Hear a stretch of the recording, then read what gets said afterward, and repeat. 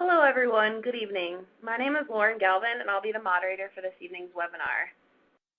I'd like to start by thanking all of you for joining us for the Maryville University online BSN to DNP information session.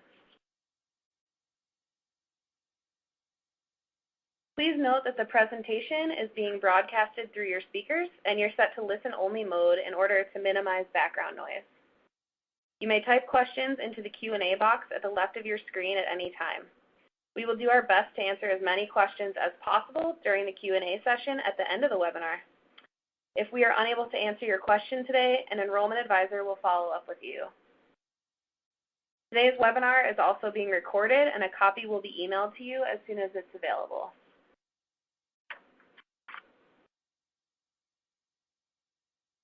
All right, so as you can see by today's agenda, we'll be discussing many topics ranging from curriculum to enrollment requirements, and Doug Farley, who's one of our current students, will give you a look into the program experience. As previously mentioned, we'll be answering your questions at the end of the presentation, but please type them in the Q&A box throughout the webinar.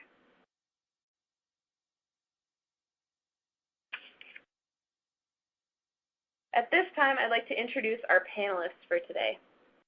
During this session, we will play a pre-recorded portion by Doug Farley, one of our BSN to DNP students here at Maryville. Also, we will hear from Elaine Williams, Enrollment Advisor for Maryville's online graduate nursing program. So I will pass it off to Elaine and let her give a little background on herself, and then she will get started talking about the program. Good evening, everyone. Thank you for attending our webinar this evening.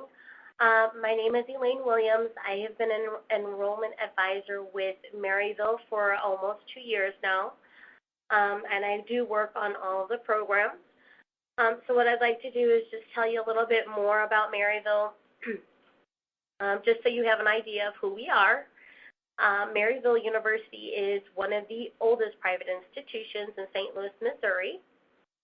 Our nursing program is accredited by the Commission on Collegiate Nursing Education. Our university is also regionally accredited by the Higher Learning Commission. Maryville is also consistently ranked among the top private universities in the nation by Forbes and Kiplinger's, and is also named one of the best online graduate nursing programs by U.S. News and World Report. And another nice thing is that Maryville has also been named one of the most military-friendly schools for the 7th consecutive year. Now, I would like to talk to you about the BSN to DNP program, what the enrollment and requirements are. You must have a BSN degree from a CCNE or ACEN or NLNAC accredited program. You must hold a minimum cumulative GPA of a 3.25 or above. You must have a current RN license unencumbered in the U.S. You will also need 3 letters of recommendation, an updated CV or curriculum vitae or resume, whichever one you have handy. You also must have at least 1 year of RN experience. And then there will be a 3-page essay that you will write describing your interest in becoming a nurse practitioner, your philosophy of the graduate nursing education, as well as describing an area of interest that you have that would lead itself to the scholarly inquiry project, which the DNP will pretty much revolve around. There are also, just to let you know, with the curriculum of the BSN to DNP, there are 5 concentrations. They are adult gerontology acute care, they are adult gerontology primary care, family nurse practitioner, pediatric nurse practitioner, as well as psychiatric mental health. And then you can, depending on which program you do decide to choose, you can complete it as few as 36 to 46 months, or 40 months, I apologize, 36 to 40 months.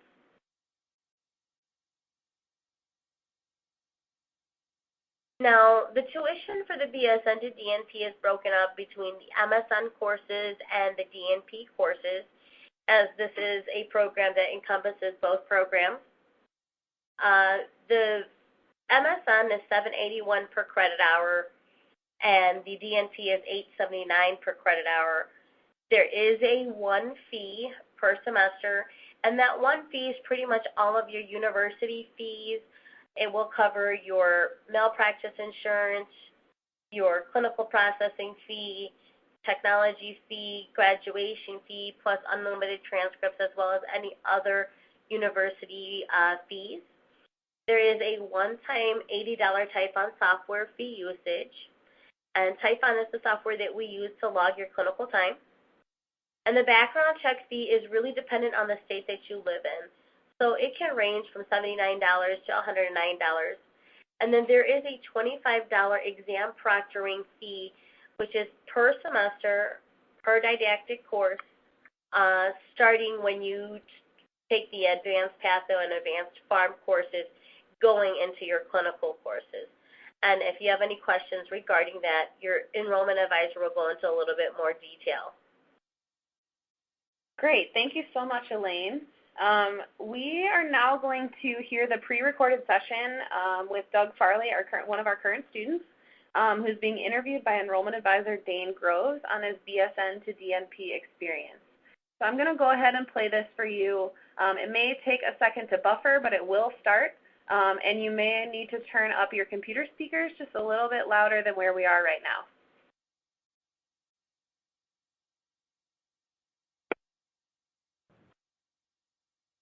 Thanks. My name is Doug Farley. I'm going to give you a little bit of background on myself. I've had some experience in the ER and in endoscopy, and most of my experience is in long-term care. I went from being a floor nurse in long-term care to the MDS nurse, doing minimum data sets. And through that, I did my bachelor's degree and then came to Maryville University. I have 2 kids, 2 boys right now, and 4 and 2, and a little girl on the way, due in December. And let's see, what else would you like me to go over? That's great, Doug. And once again, I wanted to thank you, too, for joining us tonight, kind of as a student ambassador to individuals that are really wanting some inside information. On the phone with students, I hear a lot that they would really like to hear from a student and from student experiences. I'd like to go over a little bit about kind of the nuts and bolts of the program and maybe what you're experiencing, some popular questions that we have from students we have here. First, I would like to go over your particular experiences regarding the flexibility of the interaction with your classmates, the faculty, but more specifically, 3 children or 2 children went on the way, and you're working, and you've got a program that's taking a lot of time. How do you effectively balance your schoolwork with your current position? You know, a lot of it is just time management, knowing what I need to do, getting a calendar and having, different things set. Once you get the ball rolling and you get kind of used to what to do when in the class, you know that you have a discussion board usually due on Wednesdays and then on Fridays, and then you have to respond to other students as well. So you know you have certain things to do on certain days. So you kind of have to have a pretty good time management in that. And in work, just give a little bit more of a background of what I do is I'm a director of clinical reimbursement right now for a long-term care company. And we have buildings in Colorado, Wisconsin, and Utah. And so I have to travel a lot with my work as well. So balancing all that can be difficult, but just so you guys know, it's not impossible. I mean, I work 40-plus hours a week, plus I do, right now I'm doing anywhere from 20 to 30 hours of clinicals a week. So it's busy. I mean, that's just because I choose to do that many hours. That's not saying you have to do that many hours. I just want to get my hours done early. So when the end of the semester comes with usually your bigger project that you have due at the end of the semester, plus, your final exam, I want to be able to have more time to study and to have those things done. So that's why I'm getting things done up front. But other than that, I mean, just to balance it, you just have to I have a calendar that has things when they do. They also have a calendar in the system for you guys already kind of built in. It's kind of neat to look at that and see when things are due, what's happening, and just looking ahead, looking at the future, and knowing what's going on is the best way to do it. So that you really developed kind of a time management. Was that something that you developed during your Bachelor of Science of Nursing, or because that's quite a skill, that time management? Is that something that kind of developed through the program? Have you always been like that? Oh no, I think once I became a nurse is when time management kind of really kicked into gear, because I mean, if you're especially working in a long-term care facility, you have anywhere, I guess really anywhere, you have meds due at certain times, and you have treatments due, and you have all these things you have to do. So you really have to monitor what you're doing and when, and what's most important, how to do that. And then also being a nurse, you have to really make sure that you're not, no one's tanking on you. You know what I mean? You have to make sure that you're up to date on everything. And yeah, I think it grows on you at the nursing thing, and then your bachelor's really helps you on the time management. And then you're just kind of continuing on with that, what you've learned. So. Now that's good for me to know, because I'll let a lot of my students know a lot of those skills are probably already there as far as time management, just because of their career and what they do. But that's a great insight that you've just given me tonight. Thank you. But so you mentioned discussion boards. Are there any other ways you can think of that you're able to network and interact with your classmates and instructors, or any examples that you have? Yeah, go ahead. So the instructors are really easy. Most of the time, it's through email, but I haven't had a real problem with instructors, and usually they're back to you within that same day. If not, it's within 24 hours always. But communicating with the instructor, that's mostly the way. Some instructors will give you a phone number to call, or at least an office number. I try not to bug them, because I know a lot of them are working as well. But the nice thing about it is they're always available. If you need to, just email them. They'll get back to you one way or the other. But I'm not sure if you're talking about group stuff, but what I like to do, as soon as we get a group that is assigned to us, a lot of times what we've done in the past is we've emailed each other our phone numbers. They obviously already have our emails through Maryville, but we'll do our phone numbers, and then we'll also put in there our time zones, just because I don't want to call somebody in New York at 10 o'clock my time when it's midnight there. So just kind of got to be cognizant about that. But I like doing that. I like to make sure we have phone numbers up front, and then we've also communicated through Google+, Skype, texting, emailing. I mean, there's so many ways to communicate now. It's just really easy. Right, and that's group work is a popular concern challenge question that I often get. Do you find that on this level, though, it isn't like possibly your bachelor classes were that had group work on this level, the involvement of the students and their commitment?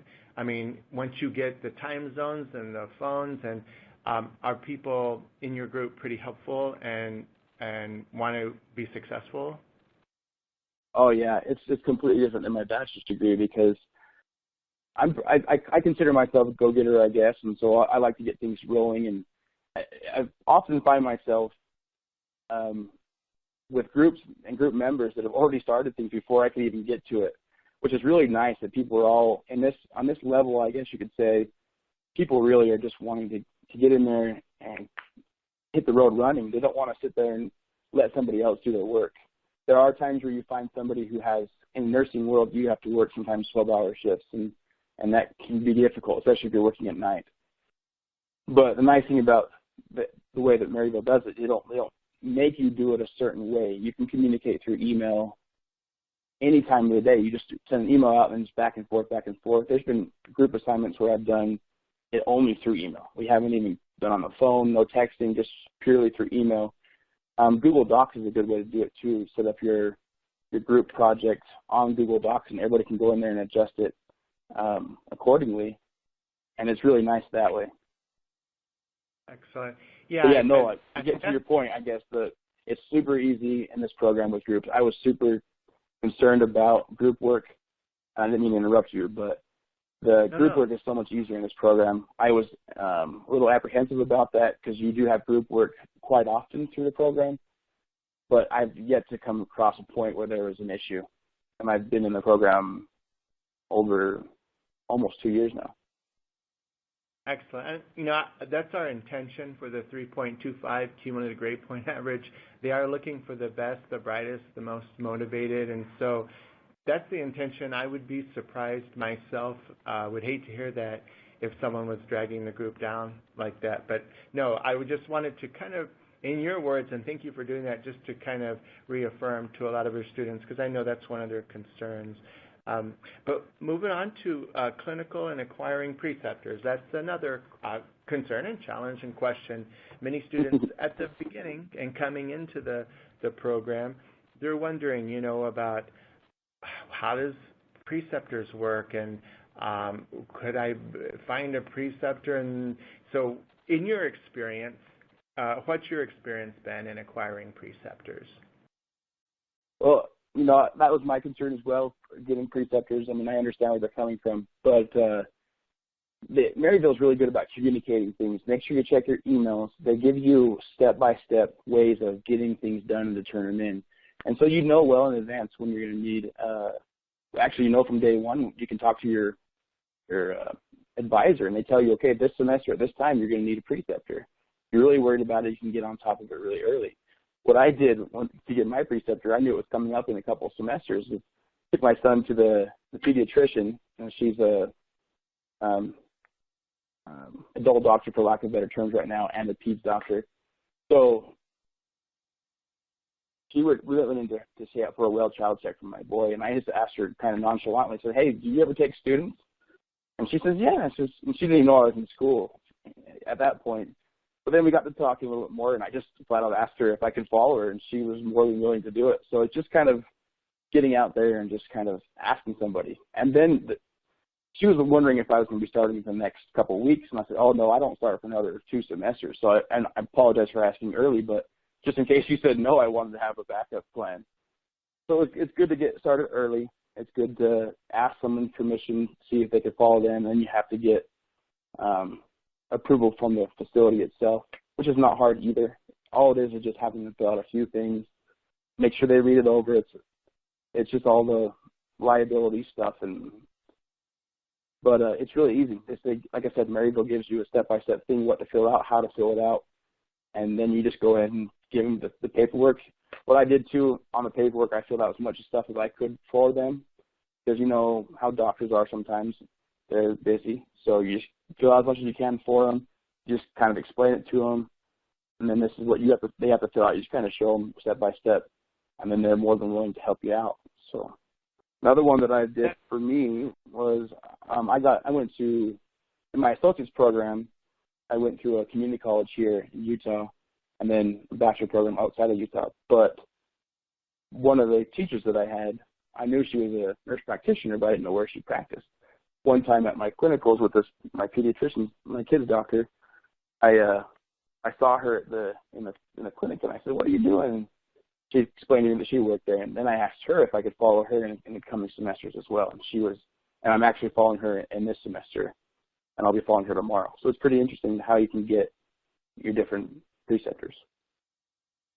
That's an excellent answer too. It also validates a lot of my questions too, because the fact that there's no campus visits, everything that you mentioned is relevant to your family. It's relevant to where you live. It's relevant to your patient base and your community. That's why I like the fact that Maryville's not a school where I got to take 3 weeks off and I've got to go to a major metropolis and they don't have campus housing, so I've got to rent a hotel and this is all money, and it's it's half a continent away, and this was your pediatrician, your children's pediatrician, and it's all relevant to your community, and so the education and the guidance I feel you'll be getting, it's going to be relevant to what's needed there in Utah and relevant to your community, and I just think that's fantastic. You pretty much answered as well the next question, I believe, about how Maryville assisted you through the clinical process. You were mentioning about checking your emails and about different deadlines that you've got to meet step by step. Was there anything else you needed to add to that, or anything that you felt unsaid about that? Yeah, I guess there's one thing that's a little bit unsaid about getting clinical things ready and going. They do require, like my state at least, required a background check, so I had to have a background check, and I had to have quite a few other things. I had to prove my immunizations and that kind of thing. So, but along with that, they still give you the step-by-step thing of how to do it and the deadline. So, I mean, you can't procrastinate. I mean, I don't think most of you would procrastinate. You're wanting to get into school and pay for schooling. So just make sure you get it done. Just take some time to do it. And I guess that's one of the other things that I wish I would have known a little more about. But and then just reading about it and having my advisor there to be able to ask questions was really made my stress level go down. Okay. One of the things our students question as well is how your clinical courses are assessed and what type of skills can a student expect to learn. So they want to know more about assessment and kind of the skill element of a clinical. How does that work? Yeah, actually, this is quite interesting, actually, because they give you have a course evaluation that your preceptor has to fill out for you. And it's nice because you can actually access that and see what they're going to be answering about you. So you can know what you're going to be, what you have to be able to prove to your preceptor. And I say prove, I mean just being a nurse and being able to assess somebody and do that kind of thing. You already have most of the skill set. It's just interesting how to change from the regular nurse assessment to an advanced assessment. And they'll go over all that stuff with you in the classroom, or not classroom, but online. And I had no worries about my preceptor. The cool thing about my preceptors, and I think with any preceptor and any teacher in general, is the first time we saw something, especially my first semester, they would do the procedure themselves and then show me and talk me through it. And the next time, I would be able to step in a little bit more, and then the next time I'd be able to take over all the way with her over my shoulder. One of the cool things that we did recently was a fluorescein eye exam. We had a patient come in, and I've already seen a fluorescein eye exam, and I kind of participated in the second one. The third one, I pretty much did all by myself. It's not a hard procedure, but it was just something that was kind of fun and interesting for me to do. We found what do they call it, a corneal abrasion and a foreign object in the cornea. So it was pretty cool to do. So it's nice to find preceptors, and anybody I think that's going to accept a student will allow them to do those procedures as long as they're there with you. Excellent. Okay, the last topic, or one of the 1, 2, 3 concerns of our students. The third one is the scholarly project. Sounds ominous, and what is the scholarly project? But for you, Doug, what is the purpose of a scholarly project? The purpose of the scholarly project is to choose something that you work with, something that you do on a daily basis, and kind of research it and to really dive down into the whys of what's happening for it, and then bring that project and the research together and try to better something in your prospective practice. I kind of try to make my scholarly project personal, so that I'm not just doing something just to do the project. I want to do something for a scholarly project that's going to potentially help people that I care for and the population that I'm actually working with. So a scholarly project to me is something that allows you to dive into something further and be able to potentially make a difference and change things. I guess that's the purpose of what I think a scholarly project would be.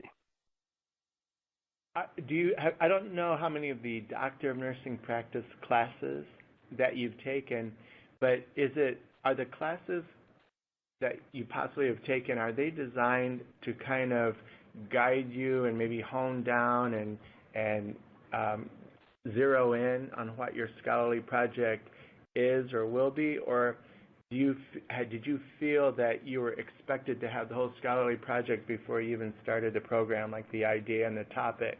For instance, do you have your topic right now and are ready to go with that? So starting the program, no, I didn't have a topic. I had no idea what I wanted to even do it on. But through, like you're saying, I forgot to mention that is very important. But through the program in the doctorate courses, they do give you certain assignments that will kind of center around your scholarly project. And so what they do is they guide you through these questions and assignments. So what they'll do is they'll kind of guide you, because a lot of times we pick these grandiose ideas and we want to solve all these problems in the world, but what they try to do is guide you down to one specific problem or idea that you want to look at and research. So it's not like this, it doesn't become this overwhelming issue that you have to take care of. It's just something that you want to. So I guess my idea, my scholarly project, I work in long-term care, and so what I want to do is I want to decrease the amount of, how do I explain it? So I don't have the exact scholarly project down. I'm not quite that far in the program yet, but I have my idea kind of building up. So my idea is to find out how to decrease pain in long-term care patients. And by doing that, I want to find certain medications. There's medications out there that will help decrease, take away certain medications like your antipsychotics and antidepressants, but I want to be able to find something that will help patients so they don't have an addiction to these medications, so they don't feel pain as much, or so they don't report pain as much because of the quality measures that we have to follow in long-term care. And I don't want to make it so we're just giving them other medications to cover their pain, to where I want to really dive down into the specific of what do we need to do, what we need to find to help decrease the pain in long-term patients. And so that's kind of my scholarly project that I'm kind of working with my different instructors to find out how to hone that.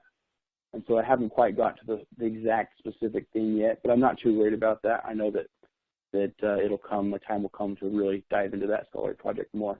But it's been nice to kind of have research about kind of around that project throughout my doctorate courses that'll help me kind of take what I want and bring that research that I've already done and put it into one big area, and then kind of whittle away at that to where I have it at where I need it. Does that make sense?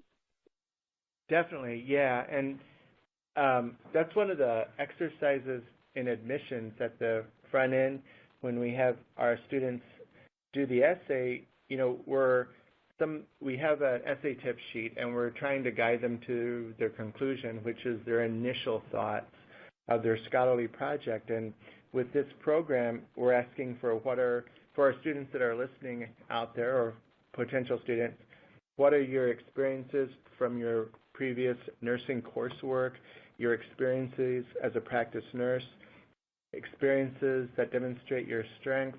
We're trying to get those initial thoughts, but most important, it's what you hit on, I thought exactly. What is personal to you? What are you passionate about? What do you see?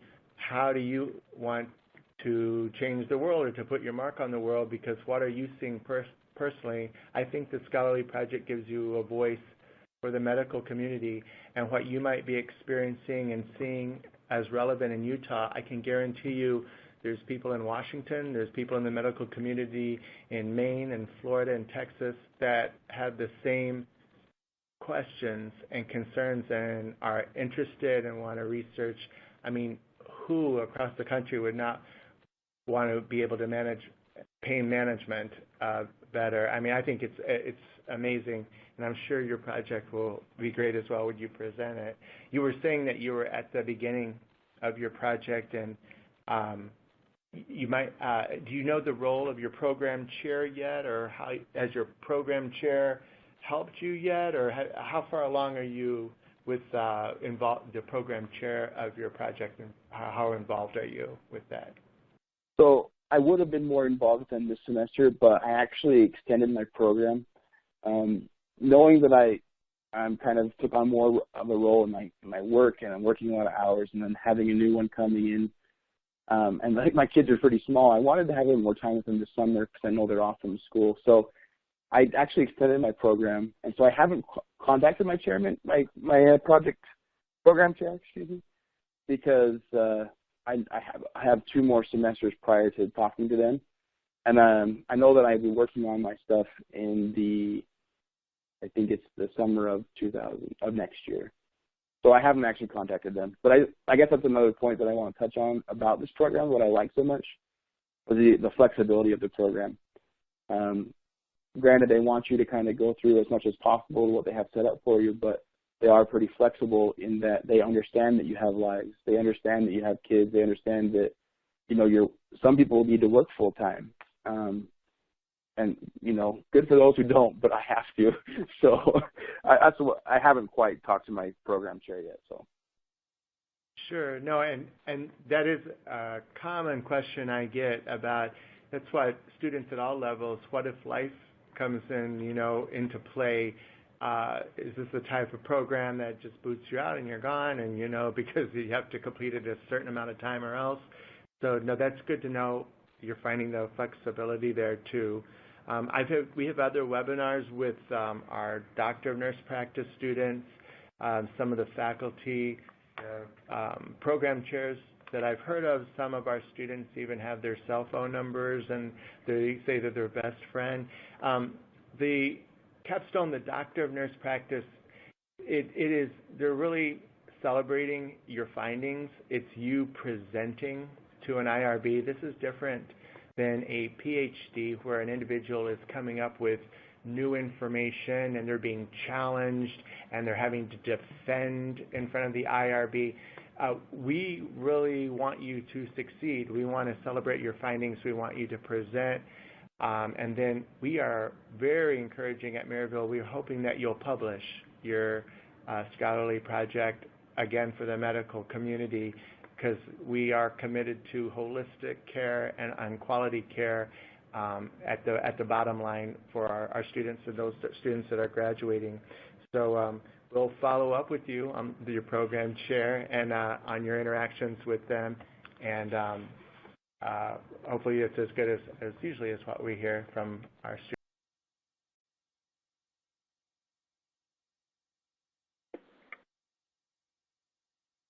All right. Well, hopefully that was a lot of helpful information for you all from Doug.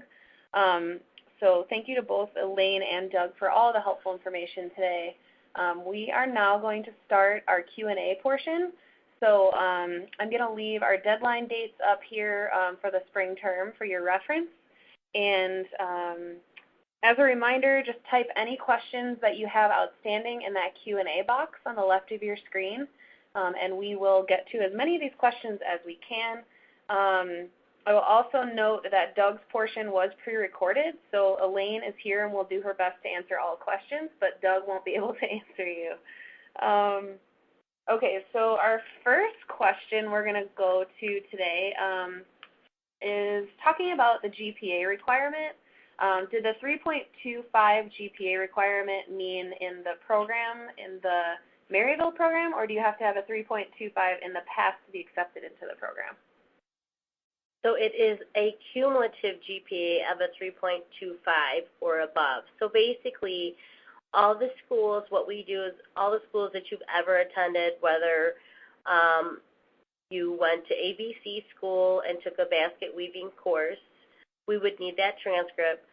So cumulatively, we would add all of that together, and it would have to equate to 3.25 or above. Perfect. Thank you. Our next question asks, does this program allow a student to work full-time during the program, or are there semesters where you would need to cut back hours at work? That's a great question. I think Doug kind of answered that question. However, there are parts of the program that you may want to drop down to part-time or per diem, especially when you are going through your clinical portions, because the clinicals, the time that you spend in your clinicals, it can range depending on the program that you do choose, which concentration you choose.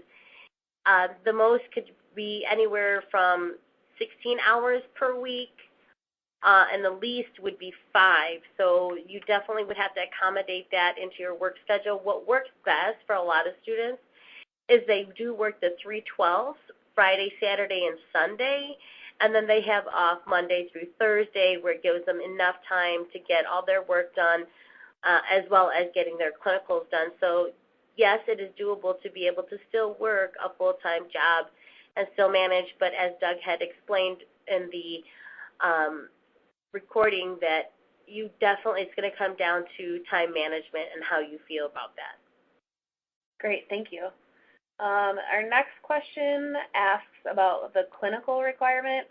Does the student pick a clinical site, or is there assistance available through the university? So for the most part, it is the students, and that's a great question, by the way. For the most part, it is the student's responsibility to find your own clinical location site as well as your preceptors. Now, your preceptors can be a MD, a DO, a nurse practitioner, or a certified midwife. They would all have to be working under their license for at least a year. You may be able to do your clinicals at your place of employment. However, it must be approved by Maryville and cannot be in the department that you work in. If it came down to the end of it all and you really are struggling to find a preceptor, I would definitely advise you to contact the clinical team, and they may be able to provide you with some places in the area that you live that previous students have used previously. Perfect, thank you. Our next question asks about if there's a GRE requirement.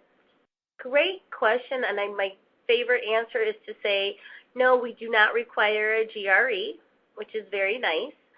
And that's just really nice. The answer to that. Okay. Our next question asks about how many times a year does the program start? So the BSN to DNP is only offered 3 times a year. So, of course, our first one of the year would be the spring term starting in January.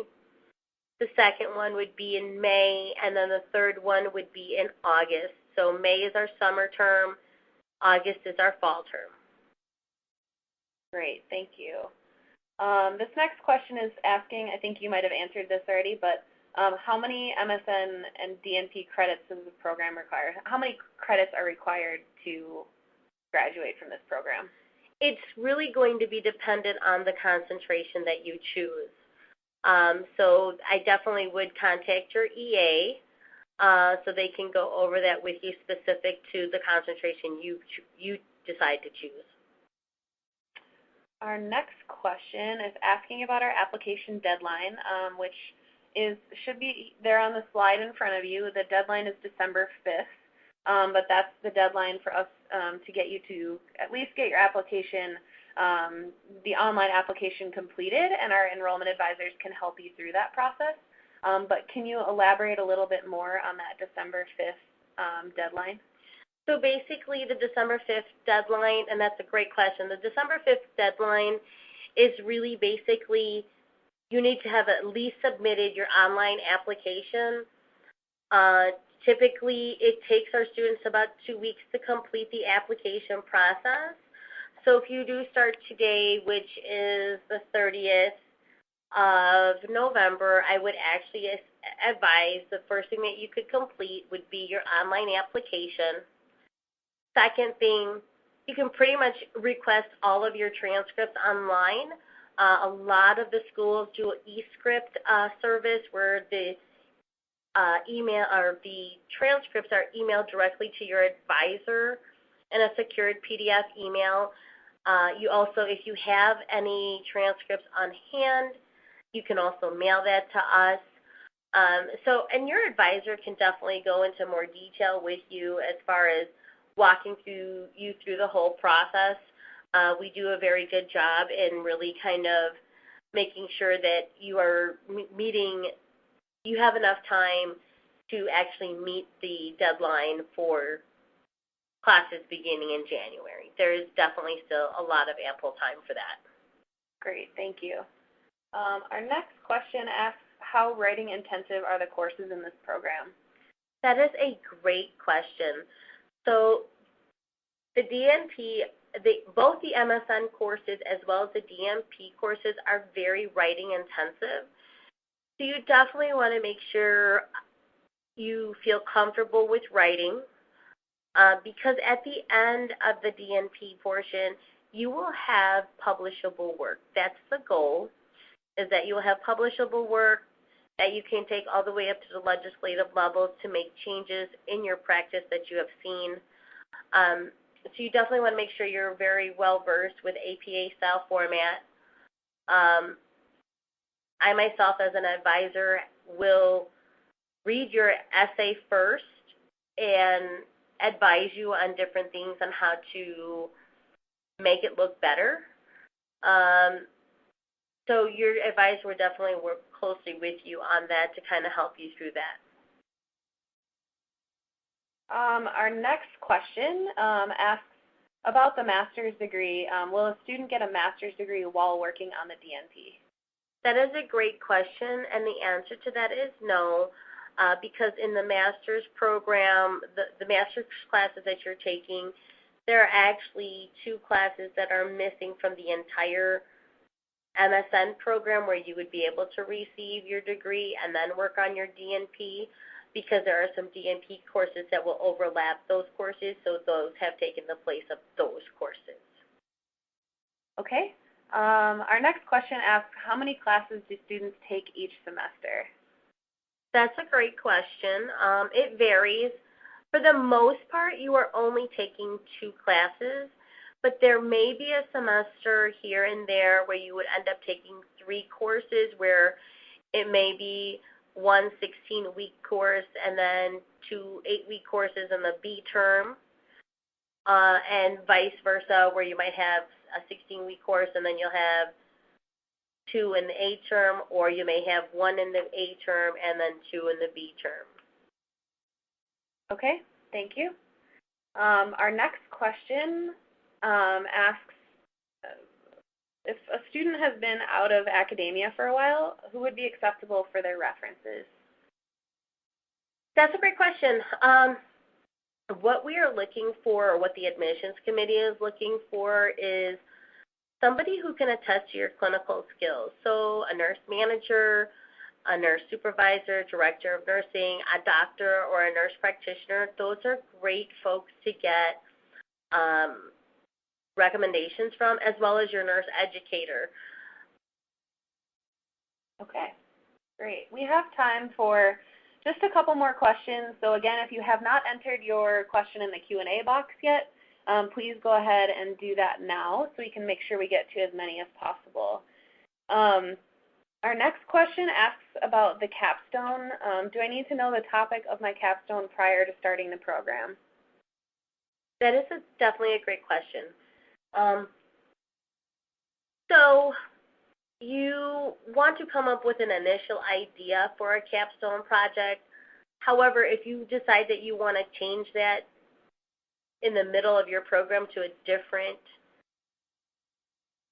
topic, you can. It's not written in stone. So, because your scholarly project is actually going to evolve over time, and as you're going through the program, it's definitely going to have that evolution of change. So it's inevitable that by the time you get to the point where you're working on your scholarly project, it may be completely different from what your initial thoughts were. Okay, thank you. This question's asking, is the program 100% online, or are there times when it's necessary to go to campus? Great question. So the program is 100% online. We don't have any campus visit requirements. The only time that you won't be online is when you are doing your clinical. So you'll choose your location site as well as your preceptor, so that is your hands-on learning time. But the nice thing about that is it's local and that we don't require you to come in for a skills check. Perfect. This next question asks about being a student online. If someone has never been an online student before, what kind of support will they get from the university? Great question. Maryville has a great support system. That is something that we definitely pride ourselves on.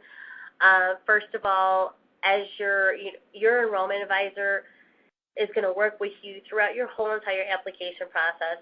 I mean, really being there for you, answering your questions, guiding you through that process.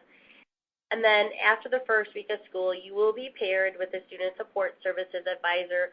It's going to be available to you via email or phone as you progress through the program. But in the interim of that transition, what's really nice is first off, when you find out you are accepted into the program, excuse me, when you find out that you are accepted into the program, we actually will give you a link to the Graduate Nursing First Steps, which actually gives you limited access to the online campus, but it really is going to allow you to be able to maneuver through that. And then we'll give you, after that, you'll be given the orientation, which takes about anywhere between 6 to 8 hours to complete, so we never ask you to complete that in one sitting. Really what both of those things do for you is really help you get acclimated to how to submit your homework assignments, where you're going to find different resources in a very detailed manner. So that I definitely wouldn't be too afraid of that as long as you feel that you can send an email, upload a document. I think that would be a perfect situation for a student that has never taken online courses. And on top of that, if you're not aware of the different resources we also have 24/7 technical support, an online writing center, which is very nice, as well as librarians that you can call or email throughout the program. And those librarians are actually very specific to the nursing program, so they're definitely very knowledgeable in helping you with your research. Perfect. Thank you. Can you repeat how much the program is per credit hour? So the cost per credit hour for the master's level courses are $781 per credit hour, and then for the DNP course, it's $879 per credit hour, and then the total cost will be dependent on the program that you do choose. Okay. I'm not sure if you know this off the top of your head, but for the May start date, do we know what the application deadline is for that? I actually do. The deadline for classes beginning in May would be March 27th. Perfect. All right. So we have time for just one more question. This last question asks if students can attend this program on a part-time basis. So the great thing about this program is, yes. So technically this program is considered a part-time program where the most that you'll be taking is 3 classes in one semester. However, there is a way to slow down your program, so you would just talk to your student support services advisor and say, hey, you know what, I really can't take these 3 classes, but I can take the 2. So you can absolutely slow down the program, but there is no way to speed up the program. Okay. Thank you so much, Elaine, for all those answers. If we were not able to get to your question tonight, I apologize, but we will have an enrollment advisor follow up with you to answer that question for you probably tomorrow. For right now, I'm going to give you the link to our Visita appointment scheduling process. So before we close for the evening, you can open this link in the resources section located in the bottom left of your screen. It's titled Schedule an Appointment. Through that link, you can set up an appointment with an enrollment advisor to discuss the next steps in the process for yourself. Our EAs, our enrollment advisors, we call them EAs, they are here all the time to help you with whatever questions you have. Elaine is one of them. You can see she's very knowledgeable on the program. So please contact them if you have any questions or if you need any help getting started or completing your application. I'm also going to put up a phone number here if you'd like to call an advisor, and also those deadline dates. So our spring semester application deadline is Monday, December 5th. And as we mentioned earlier, today's webinar will be recorded and a copy will be emailed to you as soon as it's available.